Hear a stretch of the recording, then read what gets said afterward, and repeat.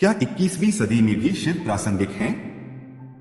क्या शिव नशे की वकालत करते हैं? क्या हजारों साल पहले की कहानियों के माध्यम से बताई गई शिव की प्राचीन शिक्षाएं आधुनिक दुनिया में आपके जीवन को बेहतर बना सकती हैं? इस वर्ष की शुरुआत में मैंने स्वयं इन प्रश्नों पर विचार किया। पिछले कुछ दिनों में मैंने भगवान शिव के अध्ययन में गहराई से अध्ययन किया, उनकी कथाओं के महत्व को समझने और उन्हें 21वीं सदी के लिए लागू करने का प्रयास किया। आज मैं आपके साथ 3 छिपे हुए संदेश साझा करना चाहता हूँ। ये संदेश व्यक्तियों के 2 अलग अलग समूहों के लिए हैं, वे जो आध्यात्मिकता को अपनाते हैं और वे जो आध्यात्मिकता को नहीं अपनाते हैं। ये कहानियां और उनके सबक जीवन में महानता हासिल करने का प्रयास करने वाले किसी भी व्यक्ति के लिए प्रासंगिक हैं, चाहे आप एक छात्र हो, एक महत्वाकांक्षी व्यक्ति हो या अपनी यात्रा में किसी चौराहे का सामना कर रहे हो। लेकिन इससे पहले कि हम इन संदेशों पर गौर करें, मैं इस बात पर जोर देना चाहूंगा कि हमारे सभी प्रयासों में हमारा लक्ष्य प्राचीन ज्ञान और समकालीन जीवन के बीच की खाई को पाटना है। यदि आप हमारे काम की सराहना करते हैं तो कृपया हमारे चैनल की सदस्यता लेने पर विचार करें। यह हमारा समर्थन करने का एक सरल और लागत मुक्त तरीका है।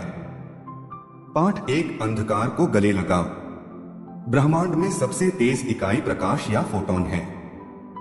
150 मिलियन किलोमीटर दूर होने के बावजूद सूरज की रोशनी को पृथ्वी तक पहुंचने में सिर्फ 8 मिनट लगते हैं। लेकिन क्या आपने कभी सोचा है कि यह रोशनी अस्तित्व में कैसे आती है? सूर्य हमारा प्रकाश का स्रोत 15 मिलियन डिग्री सेल्सियस पर चलता है, जिससे परमाणु पिघलते हैं और संलयन नामक प्रक्रिया में विलीन हो जाते हैं। यह संलयन ऊष्मा और प्रकाश दोनों उत्पन्न करता है। हालांकि दिलचस्प बात यह है कि यह प्रकाश तुरंत वह सूर्य का प्रकाश नहीं बन जाता जिसे हम जानते हैं।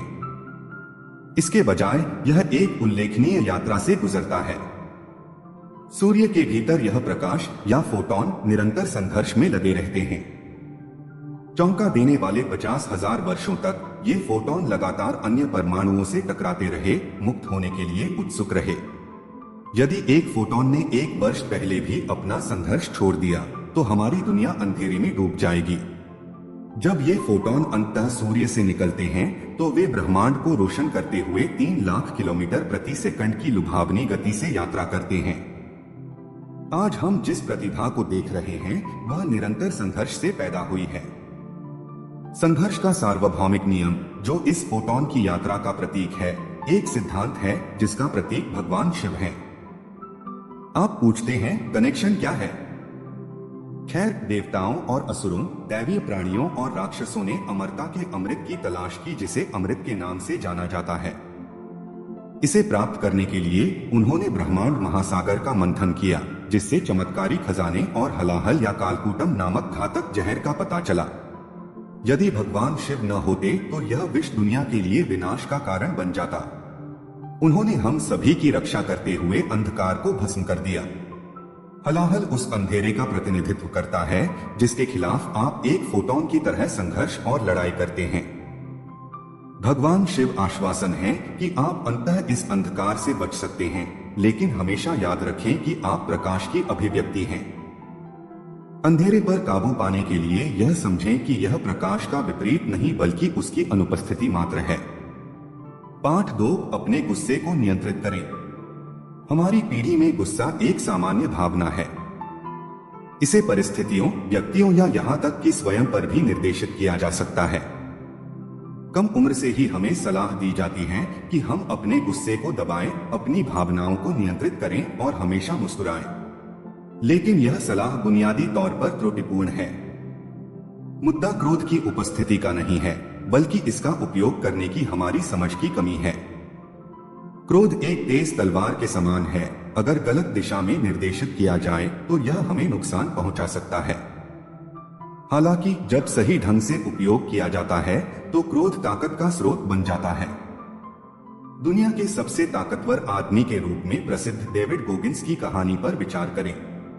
उन्होंने अविश्वसनीय उपलब्धियां हासिल की, जिनमें 60 अल्ट्रा मैराथन को पूरा करना और रिकॉर्ड तोड़ना शामिल था। लेकिन उनकी यात्रा तब शुरू हुई जब उनका वजन अधिक था। उनका वजन 140 किलोग्राम था। जब गोगिंस अमेरिकी नौसेना में शामिल होने की इच्छा रखते थे तो उनके प्रशिक्षकों ने उनका मजाक उड़ाया और जोर देकर कहा कि वे उनके आवेदन पर विचार करने से पहले 50 किलोग्राम वजन कम करें। गोगिंस ने खुद को सीमा तक धकेलते हुए चुनौती स्वीकार की। अगर उसने अपना गुस्सा अपने ट्रेनर के तानों पर न निकाला होता तो शायद वह कभी भी दुनिया का सबसे सख्त आदमी नहीं बन पाता। भगवान शिव, जिन्हें वेदों में रुद्र के नाम से जाना जाता है, क्रोध के देवता हैं।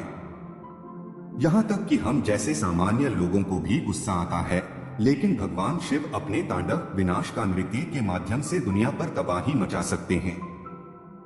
हालांकि रुद्र का क्रोध विनाशकारी नहीं है, यह रचनात्मक है। क्रोध में बदलाव लाने की शक्ति है, लेकिन केवल तभी जब उसे उचित दिशा में निर्देशित किया जाए। शिव की शिक्षाओं का पालन करने के लिए अपने क्रोध को दबाने के बजाय उसका उपयोग करना सीखें। क्रोधित होने पर अपनी श्वास का निरीक्षण करें। अपनी सांस को नियंत्रित करने से आपके गुस्से को प्रभावी ढंग से निर्देशित करने में मदद मिल सकती है। पाठ 3, असफलता को गले लगाओ। हम दूसरों की सफलता की परिभाषाओं से प्रेरित होकर पूर्व निर्धारित रास्तों का अनुसरण करते हैं। यदि हम इन रास्तों से भटक जाते हैं या इन अपेक्षाओं को पूरा करने में विफल हो जाते हैं तो हमें असफल करार दिया जाता है। लेकिन इस पर विचार करें, क्या आपने कभी यह परिभाषित करना बंद कर दिया है कि आपके लिए व्यक्तिगत रूप से खुशी का क्या मतलब है? दूसरों की परिभाषाओं के अनुसार नहीं, बल्कि खुशी के प्रति आपकी अपनी अनूठी दृष्टि। समस्या यह समझने में हमारी विफलता में निहित है कि वास्तव में हमें किस चीज से खुशी मिलती है। हम दूसरों की अपेक्षाओं के जाल में फंस जाते हैं और अपनी आंतरिक इच्छाओं से संपर्क खो देते हैं। भगवान शिव, जिन्हें आदियोगी के नाम से भी जाना जाता है, आत्मखोज और आंतरिक शांति के प्रतीक हैं। उन्होंने पहाड़ों में एकांत ध्यान में वर्षों बिताए, उनके पास कुछ भी नहीं था। आज के मानकों के अनुसार उसे असफल माना जा सकता है। हालांकि शिव हमें सिखाते हैं कि जब तक आप अपने दृष्टिकोण के प्रति सच्चे रहते हैं, तब तक सामाजिक लेबल कोई मायने नहीं रखते। भौतिक संसार से अलग होने के लिए शिव व्यसन को नहीं बल्कि प्रगति की खोज को प्रोत्साहित करते हैं। इसे हासिल करने के लिए आपको दूसरों की राय के बारे में चिंता करना बंद करना होगा।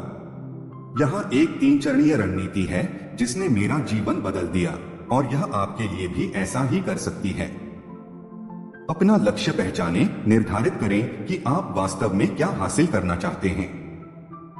विशिष्ट बने और सामाजिक निर्णयों को अनदेखा करें। अंतराल खोजें, अपनी वर्तमान स्थिति और अपनी आदर्श स्थिति के बीच बाधाओं को पहचानें। चुनौतियों को स्वीकार करें, उनके लिए तैयारी करें और समझें कि कोई भी सार्थक चीज आसानी से नहीं मिलती। कॉपी और पेस्ट करें, उन लोगों का अध्ययन करें जिन्होंने आपसे पहले आपके लक्ष्य हासिल किए हैं। उनकी यात्राओं से सीखें, उनकी जीवनियां पढ़ें और उनके साक्षात्कार सुनें। उनके चरणों का पालन करें और परिणाम देखें। शिव आत्मखोज, आंतरिक शांति और पुनर्निर्माण का प्रतीक हैं। उनकी शिक्षाएं परिवर्तन की शक्ति को उजागर करती हैं। इस वीडियो में हमने हमारे प्राचीन वेदों, उपनिषदों और इतिहास में छिपे अनगिनत विचारों और व्यावहारिक पाठों में से केवल 3 का पता लगाया है। हमारा मिशन आपके जीवन को समृद्ध बनाने के उद्देश्य से इस ज्ञान को ऐसे प्रारूप में प्रस्तुत करना है जो आपके अनुरूप हो। यदि आप हमारे काम में मूल्य पाते हैं तो कृपया इस वीडियो को साझा करें, क्योंकि हमारी भारतीय विरासत के ज्ञान को फैलाने से हमारे लिए फर्क पड़ता है।